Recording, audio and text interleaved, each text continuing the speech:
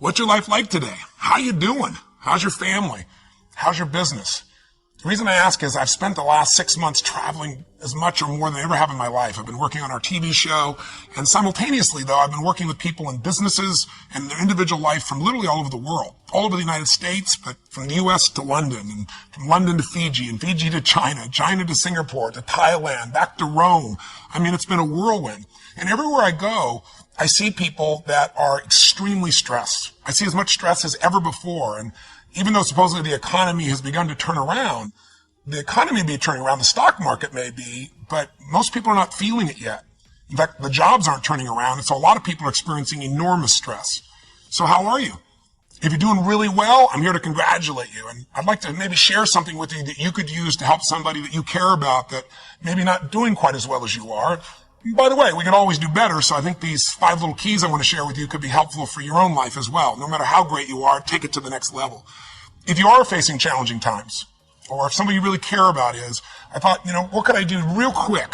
Because we're on the internet, that could add some value, maybe give you some perspective, give you just a little bit of a quick plan to really move yourself forward. And can anyone be a leader? And I ask that for sort of 2 reasons. One, just my own curiosity from supply and demand, right? If everybody's a leader, then who's a follower? And we got to have leaders and followers. But secondly, I'm curious what you think about innate qualities versus teachable qualities.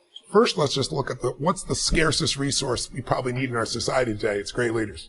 You look at the political process that we're going through right now. If there's any evidence that we're hurting for leadership, you see it in government, you see it in businesses. There aren't that many great leaders now. So then the presupposition for a lot of people will be then, well, it must be this innate talent.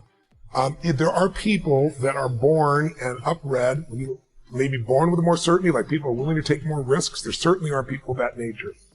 But anyone can be a leader in something that they decide to become masterful in. You can be the leader of your own life. Everyone should lead their own life. You should be the leader of your family.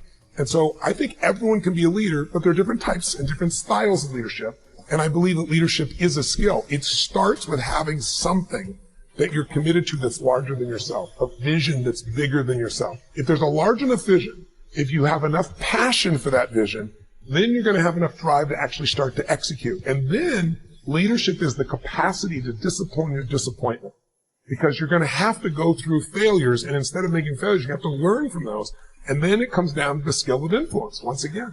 And so anyone can learn, anyone can develop a vision, anyone can uncover their passion, anyone can learn to influence. That's a skill that could be learned. So yes, leadership can be taught and leadership can be learned. Can everyone be a leader? The answer is yes, because there's so many different things to lead in, and it's not a situation like you have to follow me for you to lead. I just have to know what it is I truly stand for and follow accordingly. Listen, nothing changes your life like decision. I mean real decision, though. And when you make a decision, you cut off from any possibility except the thing you've committed to. As I always tell people, if you want to take the island, burn the boats. I mean, if you make a real decision, every bit of you is committed to something, it's amazing how life will move for the force of nature of a human being, man or woman, that says, this is how it will be. I don't know how I'm going to get it done, but I know this is what I'm going to do. I know why I'm going to do it. Martin Luther King has said, any man who hasn't figured out what he's willing to die for isn't fit to live. If you can find something you're so excited about, if you can find something that will drive you with that certainty, and you add to that decisiveness, you can change anything. You have a choice to make. Do you have the right reaction or do you have the wrong reaction? Some of us were tempted, I'll just lay here and it will pass over me. I'm telling you, you will be in a vicious cycle forever. You have to get up. My mom this morning knew I wasn't feeling good. She goes, honey, do you need to cancel that talk? I'm like, Mom, I can't cancel on these people. It's like, you work so hard. Why does it matter? I go, Mom, I'm helping them. She goes, oh, then you need to go. Because they're about service. Okay, so in your life, I'll go a little bit more here, you guys. In your life, if you combine understanding your mess can be repurposed, understanding I'm just like you, understanding the RAS, understanding changing your identity, understand bending time, you have a shot. Combined with this industry, combined with the information you're getting. But if you don't change your identity, do you know how many people I've had as friends that got wealthy that aren't anymore? More than I have that are still wealthy. Do you know how many friends I have who lost a lot of weight and got in shape and aren't shape? Do you know how many friends I have that had a great relationship in marriage that aren't in that relationship?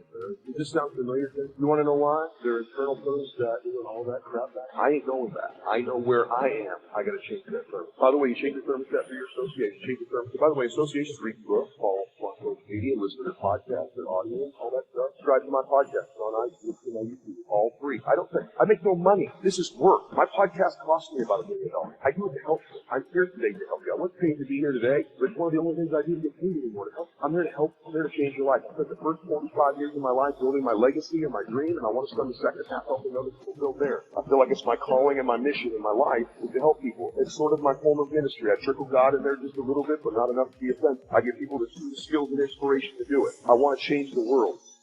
It's up to you how long it lasts. It doesn't have to be a life sentence. Being on the bottom is tough. Down but not defeated. Down but not out. You feel sorry for yourself here and you dwell on it here, but do you like it here? If you like the bottom, I can't help you. If you hate the bottom, we can work. If you hate the bottom, I got you. Because if you got you there, you can get you to the top. It takes time to get to the bottom. In other words, it's a process. Even falling is a process. It's not instant. Failing is a process, and so is success. Sailing is a process. Failing is a process. And so is success. In fact, failure does not happen overnight. It takes time to fail. But success doesn't happen overnight. It takes time to be successful.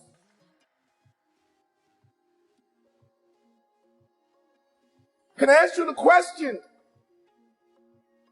When you were down, did you get back up? The same way you get to the bottom. It's the same way you get to the top. You have not recognized your individuality. You have not recognized that you're your own man with your own thoughts, your own gifts and talents, and more importantly, intentions. But in the midst of being gifted and talented in your own man or own woman, it is your attitude that has been compromising your altitude, your pride, your ego, your narcissism being so consumed in self, not being able to coexist with others. I, me, and mine comes out of your mouth. How many times can you go through your day without saying I, me, and mine? And flipping that into we, ours, and us. How often can you do it? I believe that if your career is not on the level that it's supposed to be on, you are all about sabotage, self-sabotage, and self-defeat.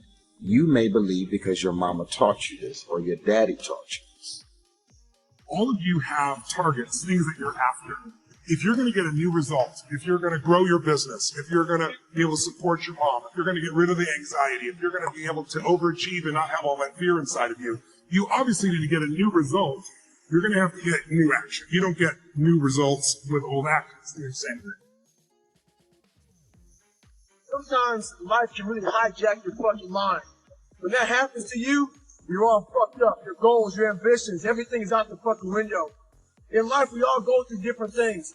Sometimes your girlfriend or boyfriend breaks up with you. Guess what? Get the fuck over it. They no longer want you. Maybe you failed a test in school. You worked your ass off. Guess what? You failed the fucking test. Get over it. Move past it. Learn to not let life hijack your brain. At work, you've been working your ass off for that new promotion. You don't fucking get it. Someone else does. Maybe they kiss better ass than you do. Guess what? Get over it. Life will hijack your mind if you let it. Don't allow all these things to make you a lesser person.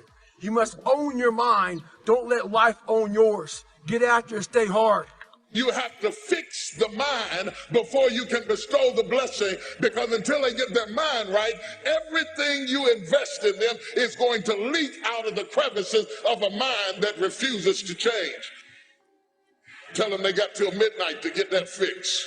They got till midnight to dump out all jealousy, all pettiness, all unforgiveness, all strife, all malice, all confusion, all blaming other people for your mistake. You got till midnight to get rid of every poison that's hindering you, every inflexibility that's stopping you from what God is about to pour into your life. Woe be unto you if you go into another year and waste another year with the old mentality while somebody's in the hospital begging God for the opportunity that you have right now. You better step into this moment.